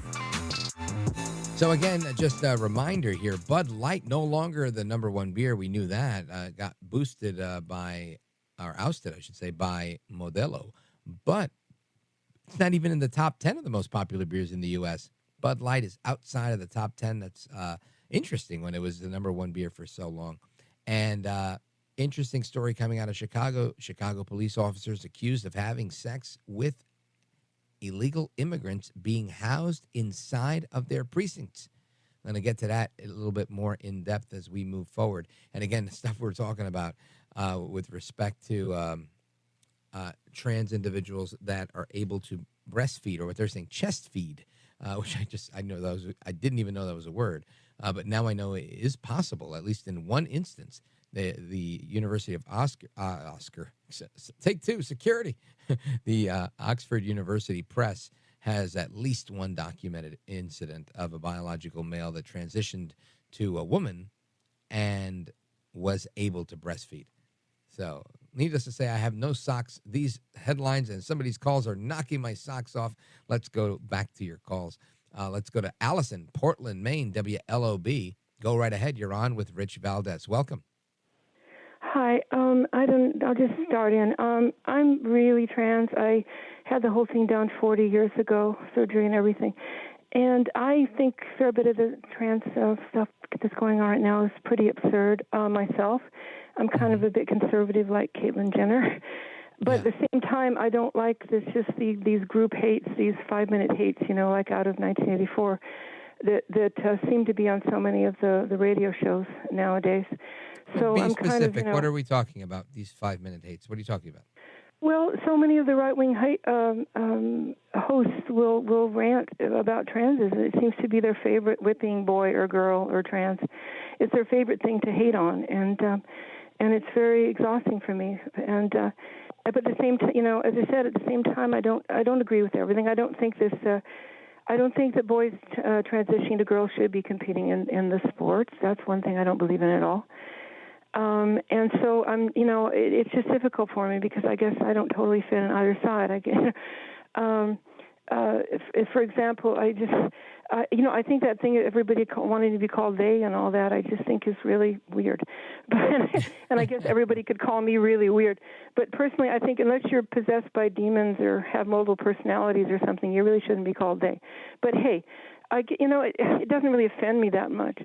So, but I know that for people, a lot of people, it's just, this Bud Light thing. I don't even know who that person was that they were using as a influencer or whatever. That's Dylan I don't even know who that is. Mulvaney, and I think the issue that they took with him wasn't necessarily because he was trans. They took exception with him because he's a 27-year-old guy or something like that, and he identified as a teenage girl. So he was not only trans, but he was a trans teenage girl. And I think people took exception to that, saying, well, you're not a teenage girl. You're a grown man. And if you want to be trans, be a grown woman. And I think that was what rubbed a lot of people the wrong way. But I understand your position as well, where you're caught in between. What do you think about that? Do you identify as the same age that you were naturally born as, or did you adjust in age in your transition? No, I'm just me. I mean, I'm in my 60s now, so I didn't even hear that aspect of it. Although that's not my kind of alcohol anyway. Give me red wine or vodka any day, but that's neither here nor there. But I could say an old joke about Bud Light, but I better not on the radio. But so on the one hand, I know that a lot of people in the trans thing are being pretty extreme, and I'm not sure. Oh boy, here I go offending people again. I'm not sure that everybody who is in that side is really trans necessarily, and that maybe they're not really are. Maybe they're partly or whatever. I agree with you. I think there's probably a movement afoot of people trying to overdo it, if you will, to just make it like it's so crazy. Because, like you said, you've had your procedure, surgery, and everything decades ago, right? And while I'm sure there's always been critics and there's always been some static for you, it's probably never hit the fever pitch that it's hit now. And it's because now there's the involvement of children so often. And the idea that they're kind of promoting this towards children. And I think that's what's really getting people incensed. At least it's what it does for me, where I think, this just seems entirely inappropriate. If how old were you when you had your surgery? 22. Right, so a legal adult that you had, by many accounts, 22, 23 is when your brain fully forms and you're able to make those decisions. And looks like you made a decision that you're comfortable living with. But I think when you're 9 years old and you're offering puberty blockers and you're doing it against a parent's knowledge even, I think these are extremely problematic things where nobody should be doing that. Nobody should offer any type of medical stuff to somebody's 9, 10, 12-year-old kid when they're in public school. So I think that's a big part of where this stuff stems from. But I really appreciate the conversation because we don't have many folks that are trans and lean conservative that call into the program. So it gives me a perspective that I don't often get to hear, Allison. Okay, thank you. Oh, you're welcome, and feel free to call anytime. I appreciate the conversation. Let us continue. This is interesting stuff here. Let's go to John, Vero Beach, Florida, WTTB. John, go right ahead. Yes, good morning. How you doing, Rich? Buenos dias. I'm doing well, sir. Thank you. Yeah, me too. I'm still vertical. There we go. Still breathing. Yeah, I want to state something that was a promise or something made to Israel that one day we would make, Jerusalem some sort of a Oh yeah, we moved the embassy. Embassy, that's it. That's the embassy. Right. Well, he was the only one that fulfilled that promise. The only one that had the guts and the intestinal fortitude. And right, yeah, Trump did that. Right, Reagan was one of the people saying that we needed to move it, and Reagan was 40-something years ago. Right.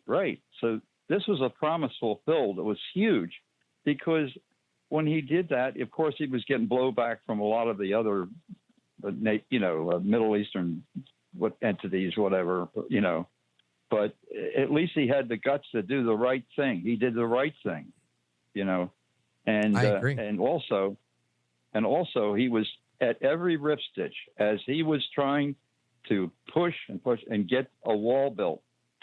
It won't completely stop the tide, but it channeled the illegals in certain directions so that we had some measure of control over who comes in this country.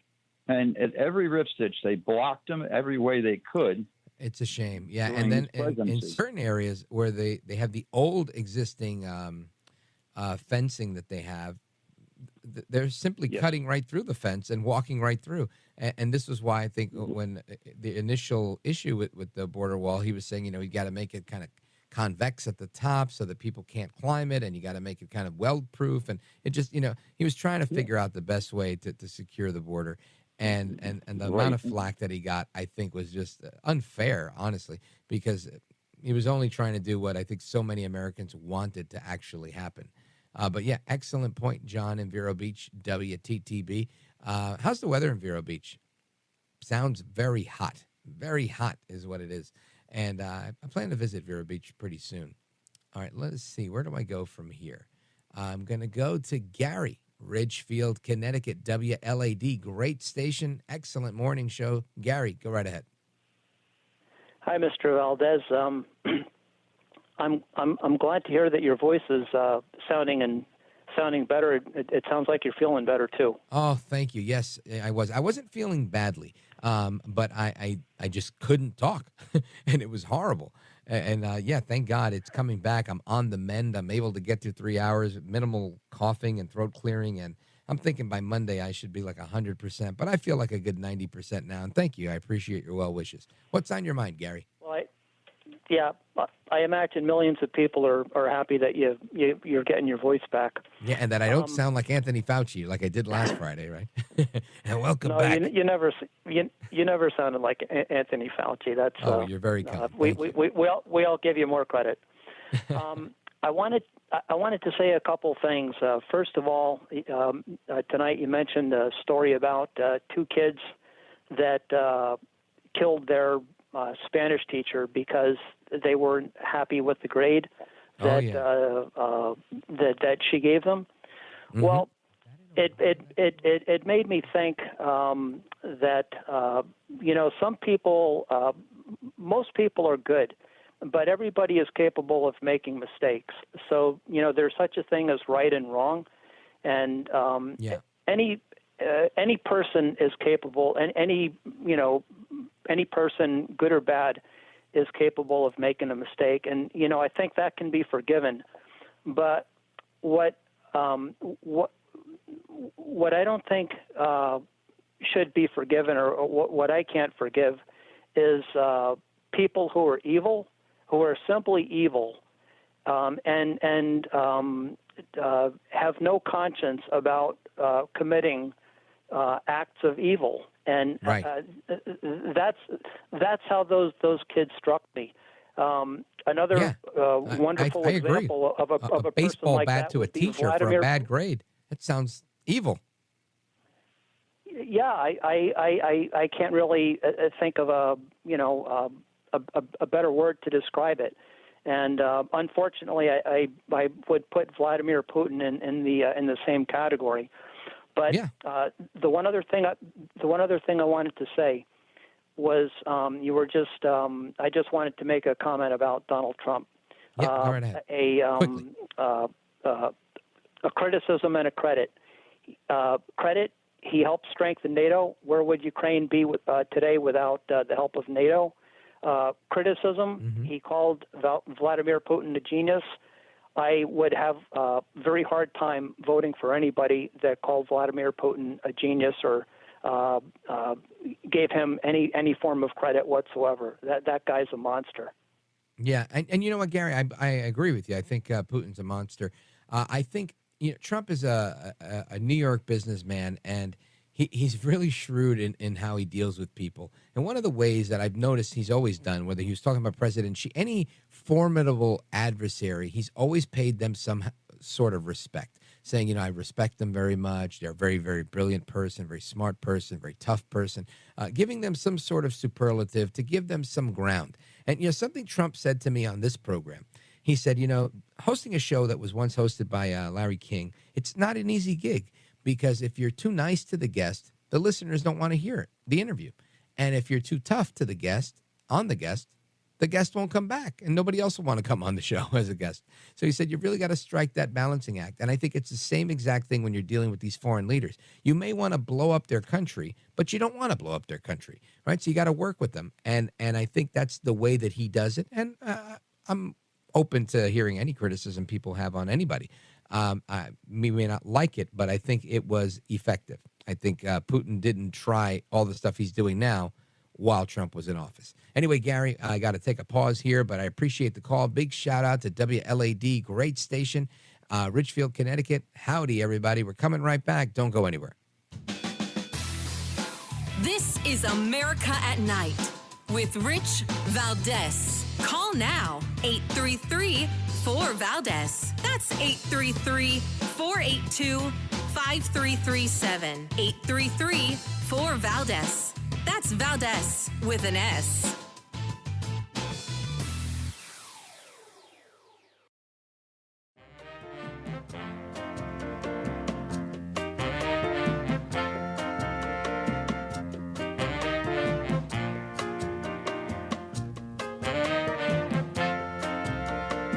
America at Night with Rich Valdez. So the Dutch government collapsed today, Friday, after failing to reach a deal on restricting immigration. I'm going to translate that for you.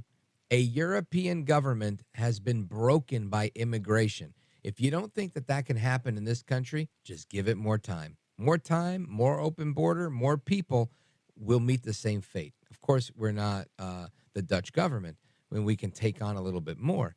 But ultimately, unchecked immigration will destroy any country.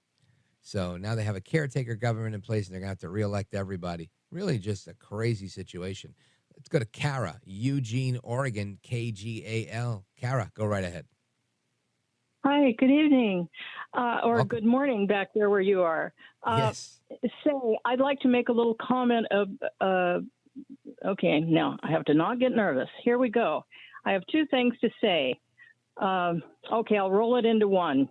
Go ahead. People get upset with Trump because he's called these various leaders that are such terrible people, Kim Jong-il, and gosh, I've gotten more nervous than I thought.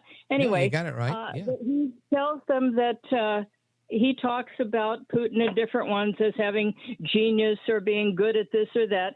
And what people don't recognize is that when you're talking to a sociopath, you don't start putting your fisticuffs up and want to pick a fight and all that. Heck right. No. You honey him up, you sweet talk him. And I thought, why the heck can't people see through this? Oh, he called him in. Oh, he's Putin's best buddy. What a load. He knows who these people are. Why don't people just smarten up and see what he's doing? That's diplomacy. Yeah, 100%. A great point. You didn't sound nervous. You delivered it better than I could have, for sure. I agree with you 100%. That's exactly what I was trying to say before. I was going to make a subway reference. If you're on the subway in New York City and some deranged, crazy person comes up to you and they got like a broken bottle in their hand and they're like, yo, let me get $1. They It's not a good time to go, I'm not giving you $1. Screw you. It's probably a good time to go, listen, bro, you're the man. Listen, you got this. You're the man. Make them feel good. So this way you don't get cut with the damn bottle and you can have a fair fight a little bit later. Kara in Eugene, Oregon, KGAL, great point. Thank you so much. Big shout out to everybody out on the West Coast, by the way. Thanks for tuning in. And we're coming right back to the rest of your calls. Don't go anywhere. This is America at Night with Rich Valdez.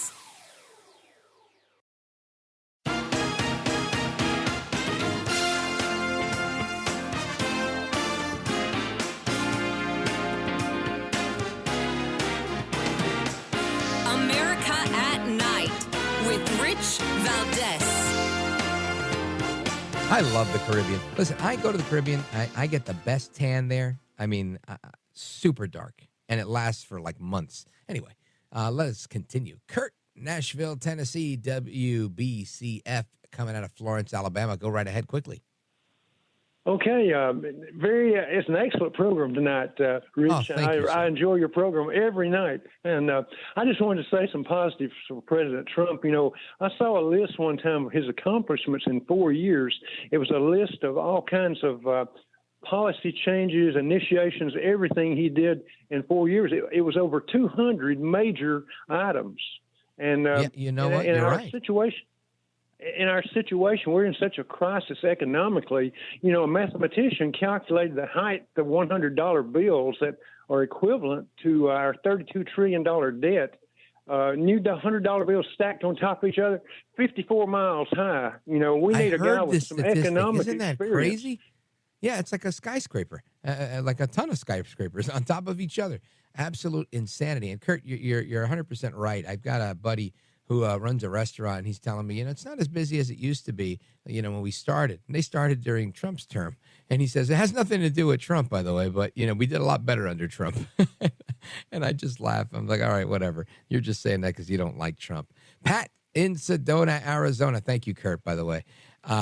KDGO. Pat, we're down to like a minute or less. Go right ahead quickly. Okay, Rich, thank you. Great show. I agree. That gentleman, Gary, in Connecticut, come on, get real. And, he just does it. Man, it's so idiot. But that girl in Oregon, my God, there's somebody intelligent in Oregon. She is a great person.